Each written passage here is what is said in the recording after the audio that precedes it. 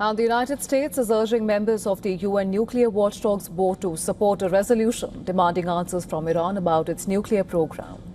Well, the measure would require Tehran to explain the fate of its bomb nuclear sites and the enriched uranium stored there. The draft resolution circulated ahead of this week's quarterly meeting of the IAEA's 35-nation board risks further complicating ongoing talks between Washington and Tehran.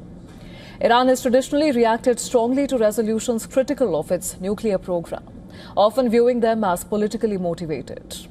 While previous IAEA resolutions targeting Iran have passed by a clear margin, this one could face greater pushback, and this is because it comes from the United States, which alongside Israel bombed Iran's nuclear sites last June. The IAEA too has been unable to inspect those facilities since the strikes, adding to concerns over Iran's enriched uranium stockpiles. However, the draft stopped short of referring Iran to the UN Security Council, a step which is reportedly under consideration. Earlier, the IAEA had raised serious concerns over Iran's nuclear program. It stated that it has been unable to account for significant stockpiles of enriched uranium, including material enriched up to 60%, which is close to 90% weapons-grade level. Back in March, Iran's Foreign Minister Abbas Araghchi said the country's enriched uranium is under the rubble created by the June 2025 attacks on Iran's enrichment facilities.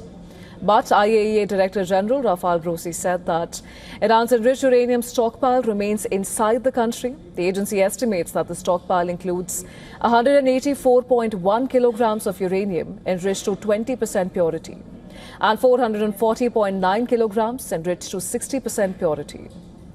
Meanwhile, Iran has consistently maintained its nuclear program is strictly for peaceful purposes, including energy generation and for scientific research. However, Iran's claims stand contested.